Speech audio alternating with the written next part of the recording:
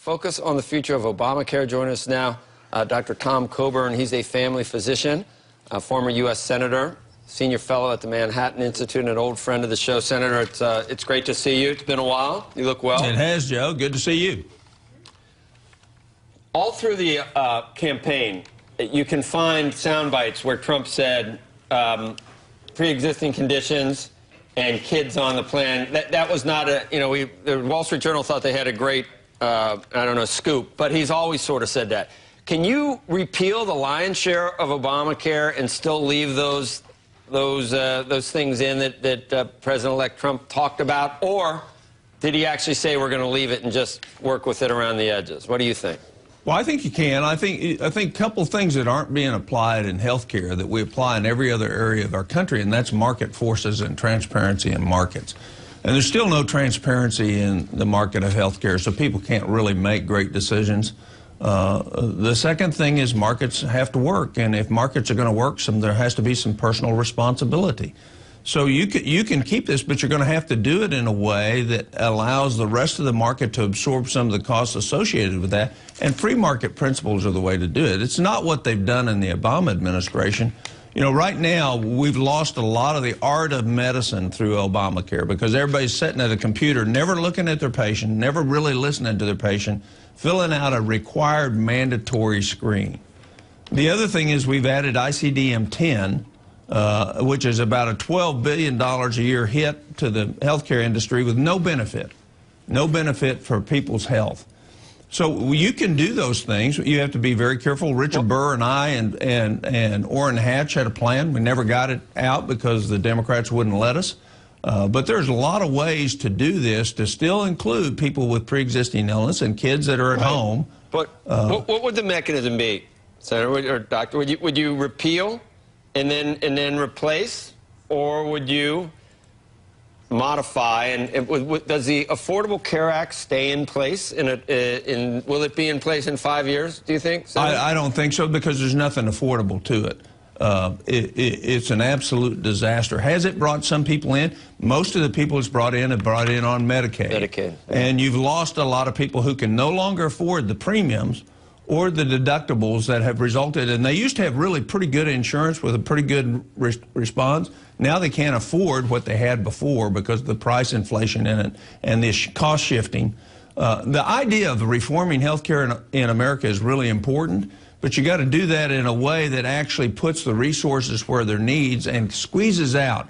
There's several studies that show $600 to $800 billion a year that's spent in health care is wasted. $600 to $800 billion. You think? Sorry, Senator, I'm just curious. I mean, there were 13 or 14% of the people who voted made up their mind in the last 2 weeks of the election, it sounded like. And one of the things that happened was 10 days before they got their premium notices. Do you think, in the irony of all ironies, Obamacare kind of tilted the whole election in Trump's favor, given the margin of victory? I mean, in some states, that might have been the final straw. Well, I think it helped. It's sort of odd, isn't it? I mean, the thing that's supposed to help, it will be the end of the legacy of Obama, probably. Well, you know, one of the things that happens is when something really starts hitting your pocketbook and somebody's responsible for it and the other person saying, I'm going to lessen that, it changes allegiances fairly quickly, especially if you're on a tight string, you know, where you don't have a bunch of discretionary choices in your own personal income. Well, Obamacare was never popular, ever. It's never been. Yeah, but that was the ultimate irony. Here's $300 you don't have. The thing about pre-existing conditions is it, leads to adverse selection. Why would you buy it if you know you can get it when you're already sick? So that's exactly why it hadn't worked. Right. So if you want to keep the ability to buy, even though you have pre-existing conditions, how do you solve that adverse selection? Are there ideas? I mean, is it raise the penalties? Is it just what? Yeah, well, you give people an opt-in time. And if you're not going to opt in, then it's not available to you after this period of time. And so if in fact you have a pre-existing condition and you choose not to buy it, one of the failures with Obamacare is even if you didn't have to buy the insurance until you started having a complication with your pre-existing illness. So you had adverse selection, but you also didn't have any indemnification that was spread across the risk.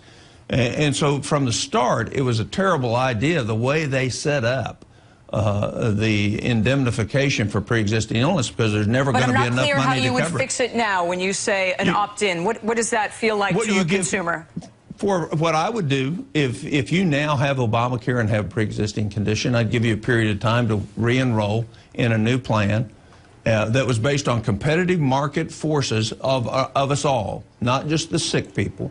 The second thing I'd do is if you fail to do that, then I'd move a lot of this back to the states with high-risk pools where you can actually have a premium from insurance companies. You know, one of the problems that we have is there's no incentive for an insurance company to keep you in the long term to be their patient so that they actually help you make great choices and so that you don't have some of the calamitous end results in terms of health care. So you've got two good ways to do it. One is personal responsibility. You got to sign up and you got to pay your premiums. And you got to be a participant. The second is if you don't have the capability to do that, is put you in a state high-risk pool where we actually create a revenue stream from those that are in the pool of regular insurance, help paying for the high-risk pool. The problem that we've had in health insurance is we've never truly spread the risk. It's never been an indemnity policy. Even though they say it is. And we haven't had transparency in terms of competition in the insurance industry, and you certainly hadn't had it in the plans for Obamacare.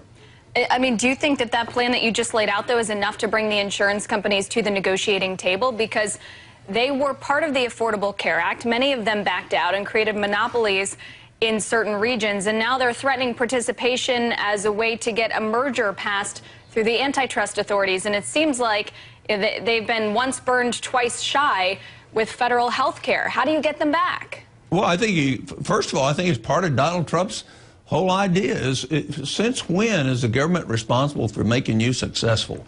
Why don't we use real markets and let market forces work? Instead of, you know, we'll buy into this, President Obama, and we'll help you do this, only because it had fattened their pocketbook. And then when the details came out, it actually didn't fatten. So they got snookered.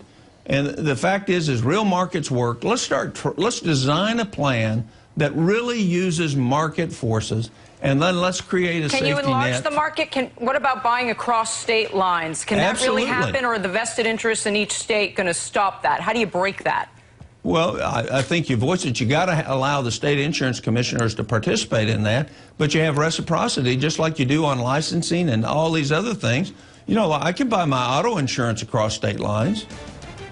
I can buy a lot of insurance across state lines. Why can't I buy my health insurance across state lines? So there are answers, but I would just leave you with the fact you got to use market forces and allow market forces to allocate a scarce resource. Well, are you going to be part of the process, Senator? I have no idea. Probably not. Joe, I'm really enjoying my retirement. That's what they all say. No. You know, send me your phone number. They're going to need to call. They're going to need to call you, Senator. Anyway, thank you. You're a doctor. You're a senator. You're in the heartland. We need you. See ya. All right. Don't be done.